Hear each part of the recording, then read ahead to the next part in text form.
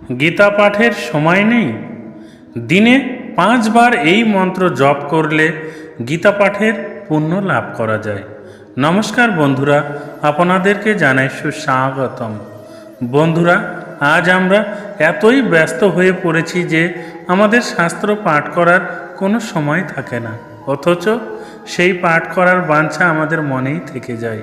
তাই আজ আমরা আলোচনা করব এই মন্ত্র জপ করলে দিনে 5 বার করতে হবে, তাহলেই গীতা পাঠের পুণ্য লাভ করা যায়। আসুন আমরা জেনে নিই।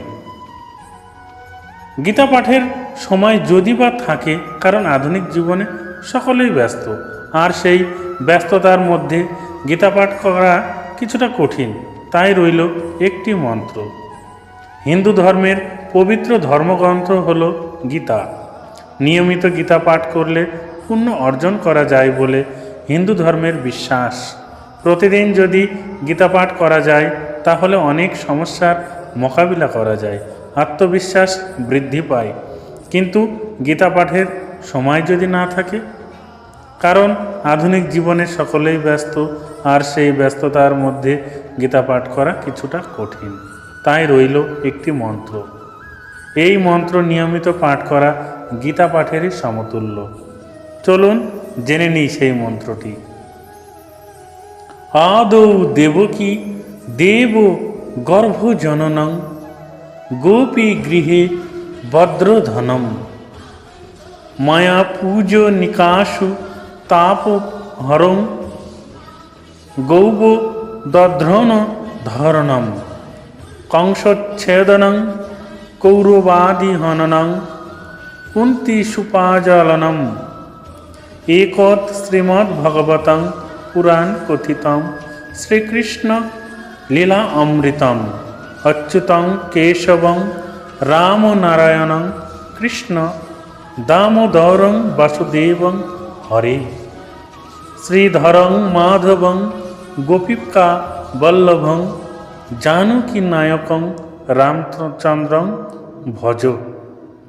এই মন্ত্রের অর্থ হল যে কৃষ্ণ দেবকীর গর্ভে জন্মগ্রহণ করেন, গোপী গোয়ালাদের সঙ্গে বড় হন, পৃতনা সংহার করেন, গোবর্ধন পর্বত ধারণ, কংস বধ করেন, কুন্তিপুত্র অর্থাৎ পাণ্ডবদের রক্ষা করেন তিনি, কৌরবদের নাশ করেন। এইভাবে নিজের ক্রিয়াকলাপের মাধ্যমে নিজের লীলা খেলা দেখান ভগবান শ্রীকৃষ্ণ। এই মন্ত্র জপ করার সুবিধা। এটি এক শ্লোকী মন্ত্র। এটি জপ করা শুভ। শাস্ত্রমতে নিয়ম মেনে এই মন্ত্র জপ করলে জীবনের সব বাধা দূর হয়, সুখ সুবিধে লাভ করা যায়, পাপ থেকে মুক্তি পাওয়া যায়, পাশাপাশি সংসারে সমৃদ্ধি বাড়ে। এই মন্ত্রে জপ করার নিয়ম। এই মন্ত্র জপ করতে সকালে ঘুম থেকে উঠেই জপ করা ভালো।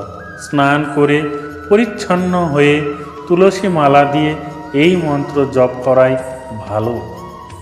দিনের প্রথমবার এই মন্ত্র এইভাবে পাঠ করতে পারেন। চাইলে ঘরে একটি ধূপ আর প্রদীপও জ্বালাতে পারেন। তুলসী তলায় দাঁড়িয়েও এই মন্ত্র জপ করতে পারেন। দিনের বাকি সময় এই মন্ত্র যেমন ইচ্ছে জপ করতে পারেন। হিন্দু শাস্ত্রের নিয়ম অনুযায়ী দিনে 5 বার এই মন্ত্র জপ করলে ভগবান বিষ্ণু আশীর্বাদ করেন।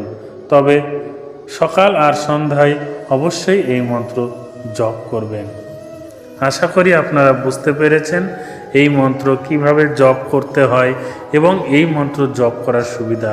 তাই আপনারা যারা অতি ব্যস্ত তারা অবশ্যই এই ছোট্ট একটু কাজ করবেন এবং এই শ্লোকটি পাঠ করবেন, তাহলে আপনাদের জীবনের সমস্ত সমস্যা দূর হয়ে যাবে এবং গীতা পাঠের পূর্ণ ফল লাভ করবেন। সবাই ভালো থাকবেন, সুখে থাকবেন। ঈশ্বর আপনার মঙ্গল করুন। জয় শ্রীকৃষ্ণ, জয় রাধে, জয় গোবিন্দ, জয় গোপাল, জয় গীতা।